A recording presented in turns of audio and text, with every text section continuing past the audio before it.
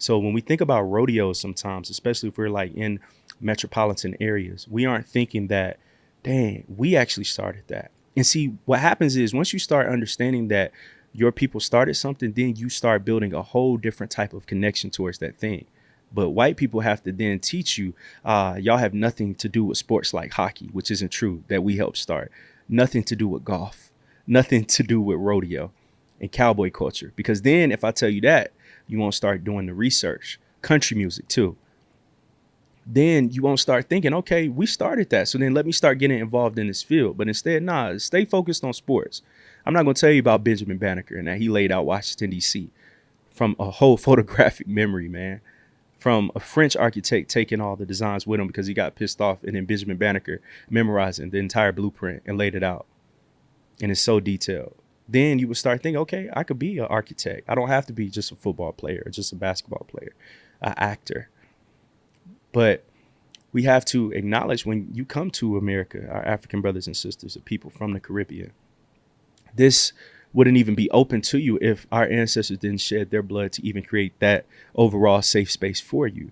So I think that we have to have a level of respect towards each other and understand that the same way that you have a culture, we do too. Whether it's our food, whether it's our music, how we talk to each other. I saw something too, man. And Dr. Greg Carr, I strongly advise everybody that's tapped in to watch In Class with Carr. That's one of my favorite podcasts.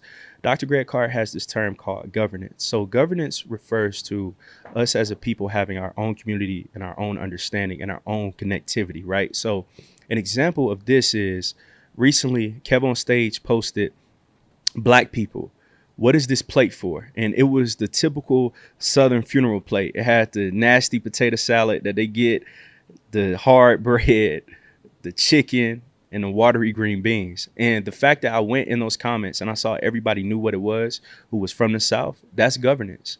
So you don't have a culture if I can post something and you know exactly what I'm saying without me saying anything. You can't say that we don't have a culture when I see a brother who looks like me and we don't even know each other and I give him a simple head nod and he head nods back. That's culture. You can't say that we don't have a culture, but then you go to our HBCUs, right? And you tap in, whether it's with the music, whether it's with the dancing, understanding, learning. Kwame Nkrumah learned at a HBCU, becomes an African president. So we have always had that connectivity, if you will. But what happens is if we are ignorant to understanding that we all have something to provide, we are all going to lose the game. You're no better than me because you can say that I know where I'm from. Well, actually, I know where I'm from, too. And see, it makes people uncomfortable if I say I'm from Texas or if I say I'm from Georgia. But it's the same way that a brother can say I'm from Ghana, I'm from Nigeria.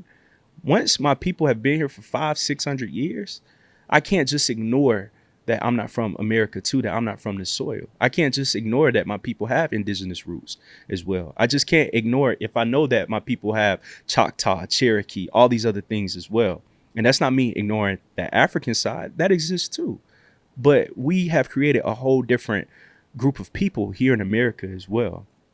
And Miss Villery, what she showed me was those rodeos exemplify that to the umpteenth degree.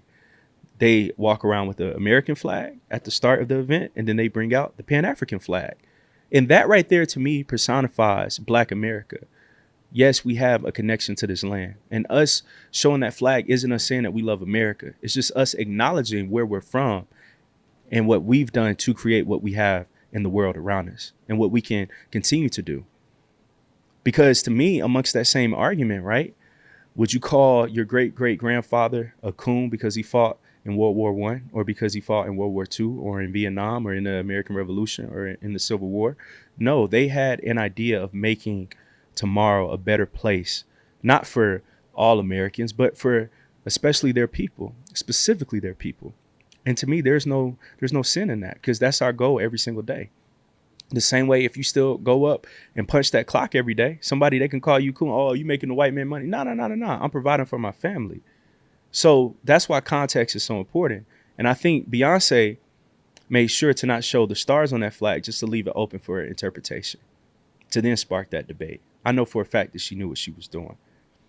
And that's why it's important for us to understand that art and music is supposed to spark conversation. It's supposed to spark ideas, debates. Because if we aren't debating about art, then is it really art to begin with? Her song 16 Carriages, amazing. I love Tyrant, 27 songs, and just seeing her take over those country music charts is amazing. And I encourage people to look up Gus Cannon and look up all the black women who help implement country music or rock and roll. The banjo, like, just think about how crazy that is. The guitar comes from Africa, the whole concept, the Moors, the banjo. But we think of a guitar and a white man playing it, not understanding that our sauce is all over that. But that is a whole microcosm of America. We think that white people started this, or that white people are so smart, and that white supremacy takes over us, and that we aren't good enough, not knowing that you are the DNA.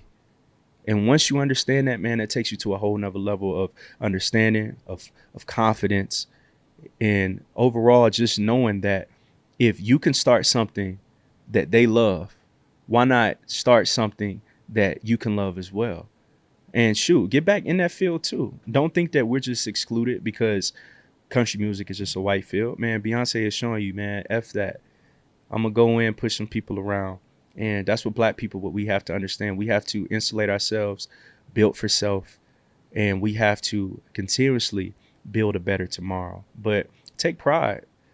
All my people, all my black people that's from the South, from the West Coast, East Coast, from America, take pride. If you're from Detroit, bro, think about Detroit. When it comes to black entrepreneurship, when it comes to ingenuity, when it comes to just being dope and fly. What up, though? Shout out to Detroit. Chicago, same way, bro. Y'all got things popping. LA, Atlanta, if you're from South Carolina, if you're from the middle of nowhere in Mississippi, take pride in being from the country. If you're from Memphis. But country black folk, I know, man, people have always tried to make it seem like it's such a bad thing, but it's not. Y'all are the DNA. All the people from New York, where'd y'all go during the summertime growing up? You went back home to the South, right? Because it's something about being in touch with those roots that humbles you. I went through that as a kid. I used to go back to my grandparents in the country, and it's nothing like that because it shows you, okay, this is where we come from, and I got to take us even further. So tap in, man, with that, understand those things, and listen to yourself, thrive. But before we hop to the next segment, in closing on this one, understand that Black American culture is the culture. And that's not me saying that Black Americans, that we're better than everybody else. No, but if you go anywhere else, man, I remember I went to Cuba, y'all, when I studied abroad. And I kid you not, this Cuban man walked up to me, Afro-Cuban, looked just like me and you, and said, bro, are you from Atlanta? Because, he saw we were from Georgia State. My man knew about Gabi Road, bro. In Cuba, I kid you not, in Havana, Cuba, my man knew about Gabi Road, and he was talking about Old National. I said, how do you know about Old National? He said, man, y'all make the world go round. He said, Black Americans make the world go round, and that we are studying you. Every other culture is studying us. And we have to understand that we are on the world stage. So we have to be very mindful about what we do, what we say, and how we lead. And I'm not saying that we are the Messiah. No, but what I am saying is that the facts are the facts. And we can't move further as a people if we're just focused on all the small things about ego being the main, me in the main, you know what, the head one in charge. No, that's not important. What's the most important thing is how can we collaborate as a people? And then not only that, how can we connect with our brothers in the Caribbean, in Africa, in Asia? Black people are everywhere.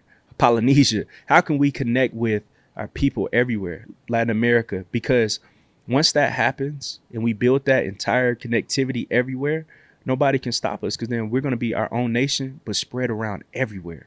Marcus Garvey, he was trying to show us this. Malcolm X was trying to show us this. Nation of Islam was trying to show us this. Martin Luther King to a certain extent. But we got to put this into action. Because if we stay separated, and if we talk about Black Americans don't have a culture, and if we're not on the same page, and if we look down on each other, and even inside when we say, hey, rodeo is white, this is white, country music is white, the more we just exclude ourselves and eliminate what we can provide to each other, we'll have nothing left. So you need people on every single level. We need our Black folks in the country holding down the rodeos like Miss A. Cynthia Villery. We need the Bill Pickett's of the world. We need to understand cowboy culture, our Bass Reeves, Bill Pickett, Stagecoach Mary. Study these people, see what they had to do, what they had to go through, how they innovated and changed the game. And also understand that we need our black folks in the city too. But those same people in the city need to bring back that information to the country. The same black folks in the country need to bring back that information when it comes to agriculture, our history, all of those things. Because if we don't know where we came from, you will never understand where we are headed. So